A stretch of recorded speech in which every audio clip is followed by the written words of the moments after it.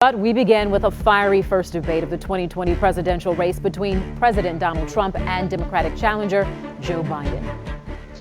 5 weeks left until Election Day. The question is, will the debate sway voters in battleground states like Wisconsin? Tom Durian talking to people watching the debate tonight in Kenosha about what they were looking for from the candidates. But first, Charles Benson recaps a chaotic hour and a half. Yeah, fiery, chaotic may be the best word to put it. For 90 minutes, there were interruptions and political jabs on every topic, from the pandemic to who is responsible for the violent unrest in the country.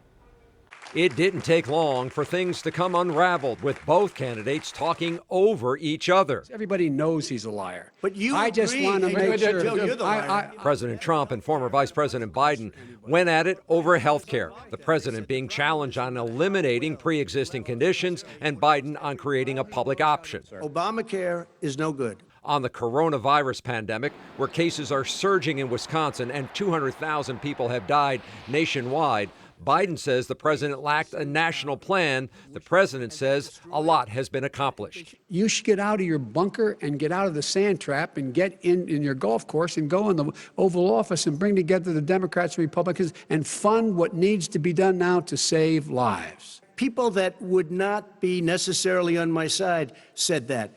President Trump did a phenomenal job. We did. We got the gowns. We got the masks. We made the ventilators. You wouldn't have made ventilators. And now we're weeks away from a vaccine. We're doing therapeutics already. Fewer people are dying. On taxes, President Trump avoided saying how much he specifically has paid, but says he has taken advantage of legal tax breaks.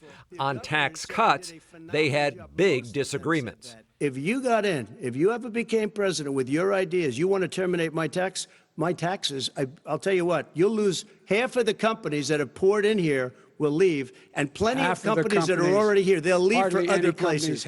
We inherited the worst recession short of a depression in American history. I was asked to bring it back. We were able to have an economic recovery that created the jobs you're talking about. We handed him a booming economy. He blew it. It wasn't booming. Blew He blew it. It wasn't booming. It was the weakest recovery since 1929. This intense exchange erupted over who's to blame for the violent unrest in the country, right-wing or left-wing groups, when the president was asked to condemn white supremacists. I would say almost everything I see is from the left wing. Stand back and stand by, but I'll tell you what, somebody's got to do something about Antifa and the left, because this is not a right-wing problem. This is a left-wing.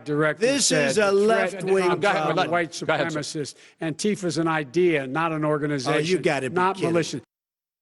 The sharp tones and hardball tactics played out in real time for voters. Tom Durian talked to local voters in a battleground community in our battleground state. He joins us now live